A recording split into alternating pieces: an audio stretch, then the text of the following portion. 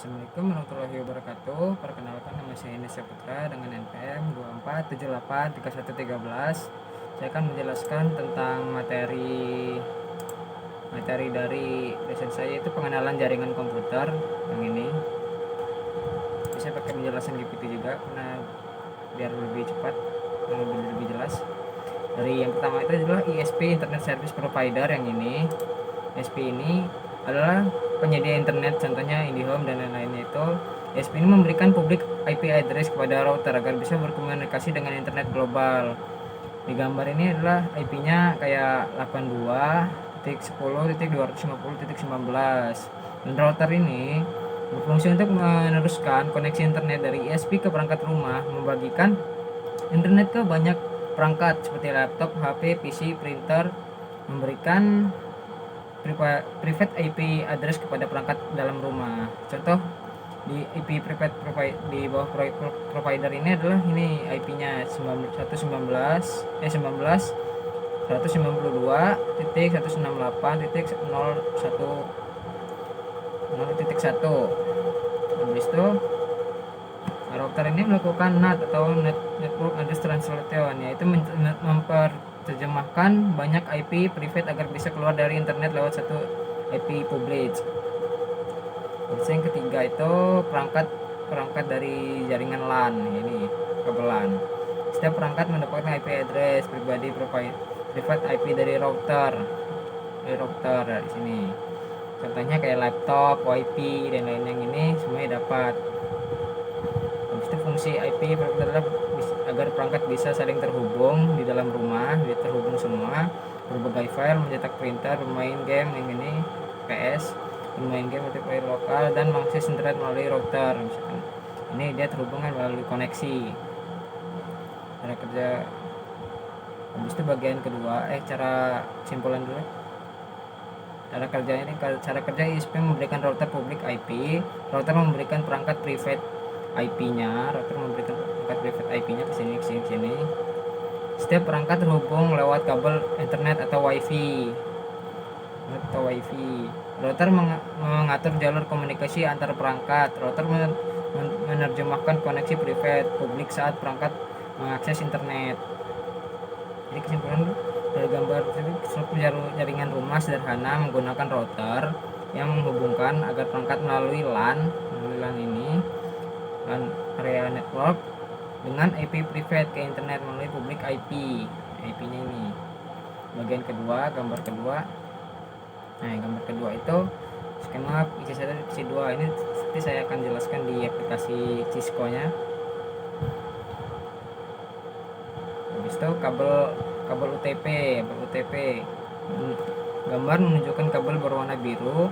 Yang ini adalah kabel UTP, twisted wire, yang digunakan untuk koneksi antara PC ke sini, koneksi PC ke router atau switch, koneksi printer, jaringan PS atau CCTV dan lainnya. Kategori umumnya Cat 5E atau Cat 6. Konektor RJ45. Nih, gambar menunjukkan dua ujung konektor plastik transparan RJ45. Konektor RJ45 digunakan untuk menghubungkan kabel UTP ke port internet PC atau router. Di cempring menggunakan tag cempring yang ini hubungkan ke sini, tidak dimasukkan ke sini, dalam sini, atau bisa ke sini juga, tapi ini untuk ke laptop atau yang nggak ada ininya. Port internet LAN atau di belakang PC. Bagian bawah juga menunjukkan dari belakang komputer dengan port LAN yang disorot merah yang ini. Yang saya tadi bilang tadi, port tempat colokan kabel UTP yang ini, colokan ke sini. Tempat colokan kabel UTP digunakan untuk komunikasi jaringan via kabel. Ikon biasanya seperti tanda sinyal kotak atau 3 indikator LED ya, seperti itu. USB atau LAN adapter yang ini. Tanda kanan bagian USB itu RJ45 LAN adapter, fungsinya dipakai di laptop atau PC yang tidak punya port LAN, yang seperti saya bilang tadi. Jika tidak ada ini, kalau misalkan biasanya sih di laptop yang laptop lama biasanya tidak ada ini, jadi harus memerlukan ini untuk ditaruh di laptop, baru kabelnya ini disambungkan ke sini jadi bisa nyambung ya, seperti itu. Nah, saya akan mencoba bagian itunya, Cisco-nya. Saya matikan jaringan dulu karena bakal suruh login. akan mencoba di aplikasi Cisco-nya yang penjelasan tadi. Agak nge-lag.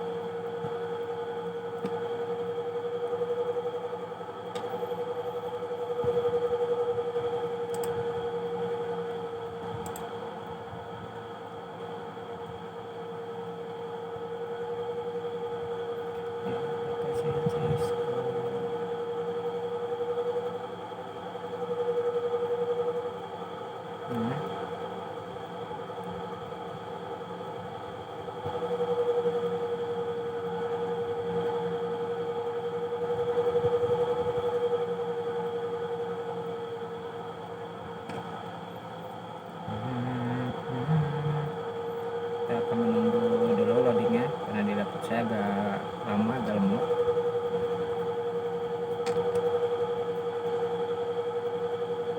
Putih.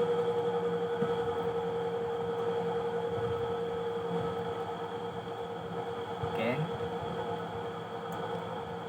jadi pertama-tama itu kita klik bagian PC. Ini PC pertama. Hilang. Nah, PC pertama itu nanti kita anen. PC pertama, ini PC kedua,